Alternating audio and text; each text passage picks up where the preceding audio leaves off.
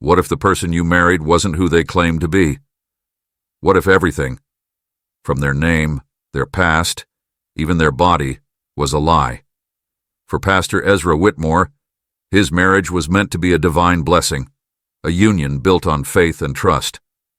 But just months after saying "I do," his perfect world began to crack. A familiar face in an unfamiliar crowd, a truth so unthinkable, it shattered everything he believed. But Ezra's discovery was just the beginning, because the real danger didn't come from his wife's past, it came from his own family. And before the truth could fully unravel, blood would be spilled. Stay with us as we uncover one of the most shocking crimes ever linked to the church, where love, faith, and deception collided in a way no one saw coming. For Pastor Ezra Whitmore, his wedding day felt like the culmination of God's greatest plan. As he stood at the altar looking into the eyes of Celine Whitmore, he saw everything he had prayed for: grace, devotion, and an unwavering commitment to faith. She was more than just his wife. She was his partner in ministry, the woman who would walk beside him as they built their future together. The ceremony had been modest but elegant, held inside the very church where Ezra preached every Sunday. His congregation adored him, a charismatic, well-spoken leader who had revitalized the church after stepping into his late father's shoes. And Celine? She fit into that world perfectly. Poised, humble, deeply religious, the very image of a pastor's wife, yet not everyone celebrated their union. Ezra's mother, Estelle Whitmore, sat in the front pew, her hands clasped so tightly in her lap. To the guests she wore a proud smile, but behind it was something darker, something deeply unsettled. She had never been able to explain why, but there was something about Celine that didn't sit right with her. Even Gideon Whitmore, Ezra's older brother, hadn't made much of an effort to be friendly. Fresh out of prison for an assault conviction, he stood stiffly by their mother's side, barely offering more than a nod in Celine's direction. He didn't care much for the church, the sermons, or his younger brother's unwavering faith. But what he did care about was family, and from the moment he met Celine, he had a gut feeling that she wasn't what she seemed. Yet despite their doubts, the wedding went on, flawless and pure in the eyes of God. As the vows were exchanged and the final prayer was spoken, Ezra kissed his bride, feeling nothing but certainty in his heart. But certainty can be the most dangerous thing of all, because sometimes what you don't know can kill you. On the morning of March 9th, 2023, Pastor Ezra Whitmore stood in front of a packed congregation of a family church in Atlanta, Georgia. He had been invited as a guest speaker for the annual Marriage and Family Conference, a highly regarded 3-day event featuring prominent faith leaders from across the country. For Ezra, this was more than just another speaking engagement. It was an honor. He had spent years building his reputation as a man of faith and a shepherd to his congregation. The expectations were high, and he intended to deliver. But there was one requirement: his wife had to be present. The invitation had explicitly stated that all pastors were to attend with their spouses, as the event focused on godly marriages. Ezra had thought nothing of it, but when he told Celine about it weeks before, she hesitated. At first, she gave an excuse. Traveling made her anxious. When that didn't work, she said she'd rather stay behind and help with church affairs. But Ezra insisted. So now here they were, seated at the front of the sanctuary, surrounded by hundreds of couples, all celebrating the sanctity of marriage. Somewhere among them, a man who knew the truth was watching.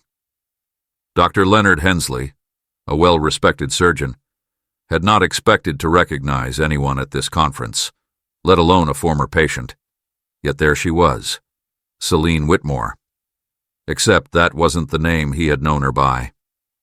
Years ago, he had been part of the medical team that assisted in her gender transition. It had been routine work, nothing unusual in his line of practice. But what struck him now was the fact that she was married to a pastor. Hensley felt a strange sense of duty. It wasn't about judgment. He wasn't a religious man, nor did he care about the politics of it. But deception, especially within a marriage, was something else entirely. On the last day of the conference, he excused himself after the last session and sought out Pastor Reuben Thatcher, the senior pastor hosting the conference. Thatcher was a longtime friend of Ezra's, a man of deep respect and authority. If anyone could handle this situation, it was him. The Marriage and Family Conference had concluded smoothly on the evening of March 11, 2023. The church was buzzing with conversations, pastors exchanging farewells, couples discussing the sermons that had challenged them. It had been a successful event, one that Pastor Ezra Whitmore had been proud to be part of. At the closing dinner, Ezra had barely paid attention to his meal. Celine sat beside him smiling, engaging in small talk with other pastors' wives, blending in seamlessly. If anything had been troubling her, she showed no sign of it. By 9 p.m., they were back to their hotel. It was close to 11 p.m. when Ezra received a call from Pastor Reuben Thatcher. The tone of his voice was unusual, calm but deliberate. He asked Ezra to meet him in his office immediately. Ezra assumed it was a last-minute discussion about the conference or perhaps a private prayer request. What he walked into instead was a revelation that would dismantle his life. Pastor Reuben sat behind his desk, his expression serious. He explained that a doctor in attendance, Dr. Leonard Hensley had recognized Celine. Years ago, he had been involved in her gender transition surgery. Ezra listened in silence. He didn't interrupt, didn't ask questions. His mind simply refused to process the words. Dr. Hensley wasn't some outsider spreading rumors. He was a very respected man. Selina used to be Nathan Brooks, he told Thatcher. It wasn't possible. It couldn't be possible. Ezra sat frozen, staring at the desk, as if looking away would make it disappear. The air in the room felt heavier, thicker. He didn't argue, didn't protest. Because somewhere deep inside him, a part of him already knew. The pieces had been there all along. The way Celine carefully navigated conversations about her past, her discomfort with traveling to certain places, her vague answers when he spoke about wanting children. This wasn't a misunderstanding. It wasn't an attack from enemies. It was the truth. Ezra left the office without a word. Back at the hotel, Celine was already in bed when he arrived. She greeted him, completely unaware that the carefully constructed world she had built was seconds away from crumbling. Ezra barely looked at her. He didn't need to ask. He didn't need to hear an explanation. That night he barely slept. By sunrise he had already packed his bags. He left without saying a word. Celine woke up to an empty bed, an empty room, and a silence that was louder than any confrontation could have been. And from that moment forward, nothing would ever be the same. Pastor Ezra Whitmore arrived back in Louisiana just after noon. The 8-hour drive from Atlanta had been quiet, his phone buzzing occasionally with missed calls from Celine. He hadn't answered a single one. For the first time in his life, he had no idea what to do. The truth sat like a weight on his chest, suffocating and inescapable. He had married a woman who, according to everything he believed, should not exist. His mind turned over every sermon he had ever preached, every verse he had used to guide others, and now he was left asking if his own life had been a lie. He needed to talk to someone before the weight crushed him entirely. By the time he pulled into his mother's driveway, Estelle Whitmore was already waiting. She had always been a woman of sharp instincts. When Ezra called to say he was coming over, her first thought had been marital trouble. The boy had just been married for a few months, and already his voice carried something dark. Ezra walked inside without a word, dropping into the chair across from her. His hands trembled against his knees. And then, for the first time, he spoke the truth aloud. He told her everything: the conference, the doctor, the name Nathan Brooks, Celine's confession. Estelle listened in silence, but her face darkened with every word. By the time Ezra finished, her hands were clenched into fists. The disgust in her eyes was unmistakable. "This is an abomination," she finally said. Ezra lowered his head. He had expected anger, but this felt different. "You have to end this," she continued. "Not just for yourself, for the church, for your father's legacy. People look up to you, Ezra. If this gets out—" She didn't finish the sentence. She didn't need to. The consequences were already playing out in Ezra's mind. If the congregation found out, if the church elders even got a whisper of this, his career would be over. His entire calling, everything he had built, would crumble into disgrace. His mother leaned in. Her voice dropped to a chilling calm. "She's lying to you, Ezra. You know that, don't you?" Ezra shook his head. Celine had already admitted the truth.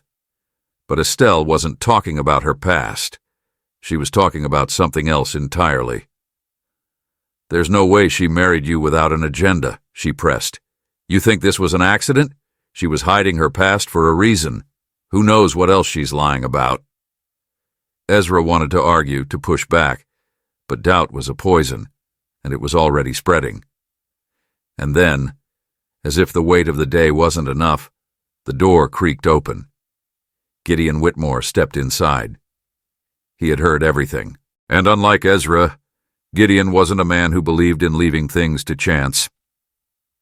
Ezra Whitmore left his mother's house that evening, feeling more lost than when he arrived. His mother had asked him what he intended to do next, but he had no answer. How could he? He had spent years counseling married couples, preaching forgiveness, guiding others through life's storms. Now, he was the one standing in the wreckage, with no clear way forward. All he knew was that he needed time to think, to pray, to figure out how to handle this as a man of faith. So he told them exactly that. He would deal with it the way a pastor should. And then he left. If he had stayed a moment longer, he might have seen the look that passed between his mother and Gideon. Estelle had spent her entire life controlling outcomes. Raising her sons had taught her that some problems couldn't be prayed away. Some required action. And Ezra?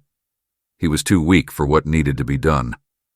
By the time Gideon spoke, Estelle already knew what he was going to say. There was no hesitation, no debate. Celine Whitmore was a problem that needed to disappear. Ezra would never be able to stomach it. But that didn't matter. He didn't need to know. Not yet. The plan came together quickly, executed with cold precision. 2 days after Ezra left for a meeting outside town, Estelle and Gideon put their plan in motion. Celine had to be lured out of the house. A direct attack inside the home was too risky, too many ways for evidence to remain. It was Estelle who made the call. Her tone was softer than usual, almost apologetic. She told Celine that they needed to talk, that she wanted to clear the air. If there was one thing Estelle knew about Celine, it was that she longed for acceptance, and that made her predictable. Celine agreed to meet them later that evening. By 8 p.m., she was seated in Estelle's living room, unaware that she was walking into her own death. What happened next wasn't quick. It wasn't clean. Gideon had no experience with silent kills, and the struggle that followed left the house in disarray. Celine fought harder than they had anticipated. A glass table shattered, furniture scraped across the hardwood floor as she kicked, clawed, and tried to scream. The attack was vicious, a blunt force strike to the head followed by suffocation. Even after it was done, Gideon hovered over the body, panting, his knuckles raw from the struggle. Estelle, however, was calm. She had already thought ahead. Within an hour, Celine's body was wrapped in a tarp, stuffed into the trunk of Gideon's car. They drove 40 miles outside the city, deep into the marshlands, where no one would stumble upon her remains. Under the cover of darkness, they buried her in a shallow grave, covering the site with loose branches and disturbed earth. By the time they returned home, the house was cleaned, the evidence erased.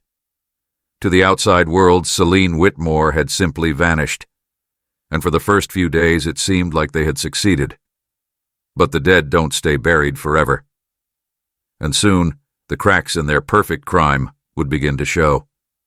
At first, Celine Whitmore's absence didn't raise immediate alarms. When Ezra returned home 2 days later, he found the house exactly as he had left it. Except for one thing. Celine wasn't there. There was no note, no message, nothing to suggest where she had gone. Her phone was off. Her personal belongings, purse, keys, clothes, were still in the house. The bed had been made, untouched since the morning he left. Confusion quickly turned to concern. Ezra tried calling her multiple times, only for each call to go straight to voicemail. He reached out to people at the church, but no one had seen or heard from Celine since he left for his mother's house. A missing persons report was filed within 48 hours. When detectives arrived, they asked the usual questions. Had she been acting differently? Had she spoken about leaving? Were there problems in the marriage? Ezra answered each one honestly. Yes, there had been tension. No, she had never mentioned running away. Yes, they had been dealing with personal matters. It didn't take long for investigators to pick up on the red flags.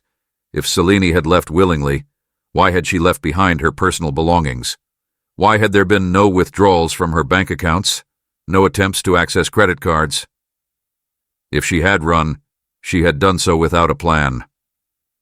Ezra's world had already been unraveling, but now it was collapsing entirely. The first major breakthrough came when detectives retrieved security footage from the church parking lot. Celine's car had remained parked there for days, untouched. Her last known location, according to phone records, had been the home of Estelle Whitmore. And when investigators questioned Estelle and Gideon, the inconsistencies began to emerge. Estelle claimed that Celine had visited her briefly the night Ezra left, but had been distraught, saying she needed time alone. Gideon backed up the story, saying that Celine seemed tense, nervous, and in a hurry to leave. But something didn't sit right. If she had left in a hurry, why hadn't she taken her car? Why had no security camera captured her leaving the area? Why had neighbors reported hearing loud noises from inside Estelle's house that night? The more investigators pressed, the shakier the lies became. By the end of March 2023, Celine Whitmore had been missing for over 2 weeks. What began as a routine missing persons case had now escalated into a full-blown homicide investigation. Detectives had exhausted every logical explanation for her disappearance. There were no credit card transactions, no flight records, no phone activity. Her car remained parked at the church, untouched. Every sign pointed to the fact that she hadn't left on her own. But the real breakthrough came from a single financial record. A forensic accountant reviewing Celine's transactions noticed a repeated pattern of payments to a high-end fertility clinic. These payments had continued even after her disappearance. This detail stood out immediately. If Celine had willingly run away, why was she still making payments to a fertility clinic? Detectives obtained a court order to access her medical history and found something that changed the course of the investigation entirely. Celine had been in the process of arranging a surrogacy. According to the clinic's records, an embryo had already been created using a donor egg and Ezra Whitmore's sperm.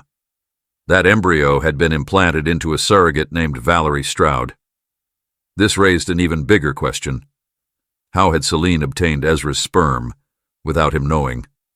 The answer was buried within the details of a medical consultation log.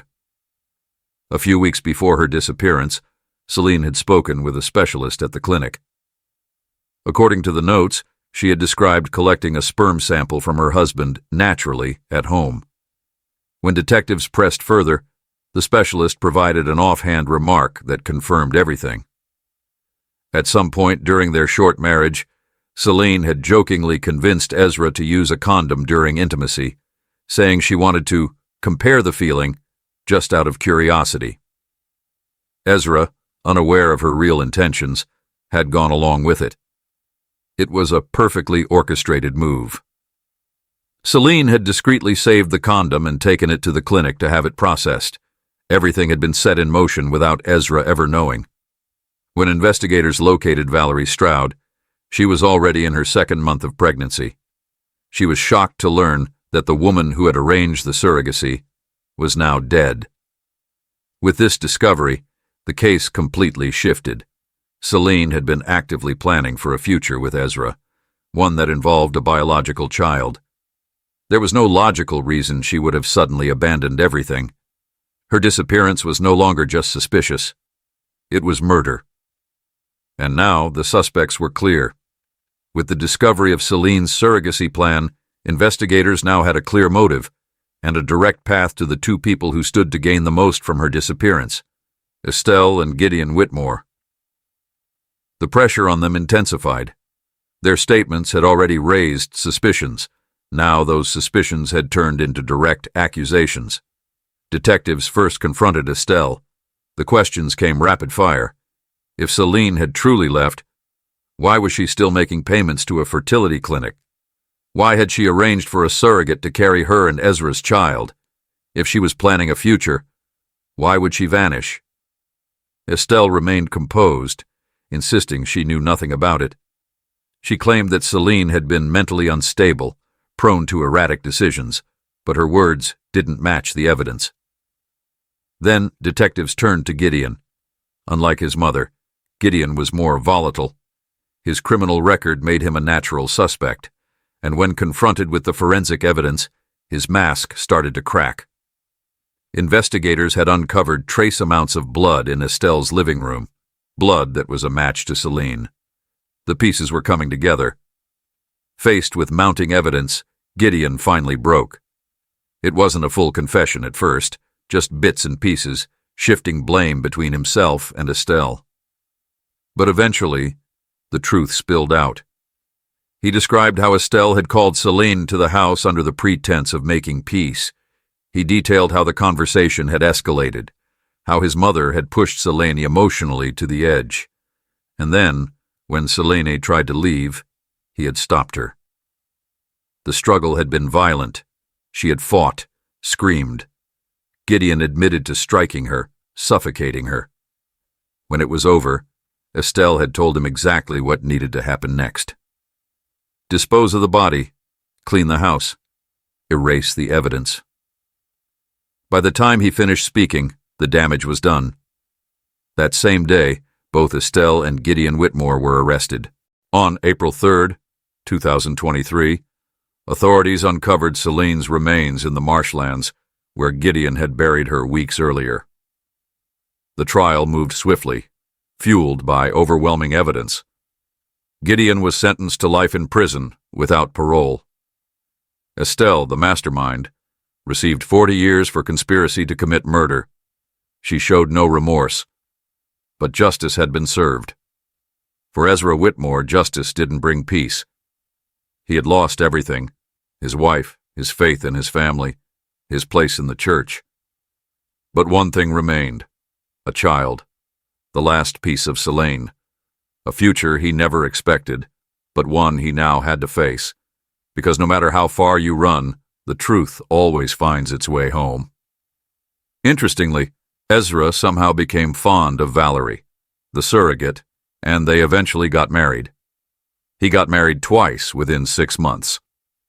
This is the story of Pastor Ezra. Don't forget to subscribe and share this video to your loved ones. There's always a lesson in every story. See you in the next video.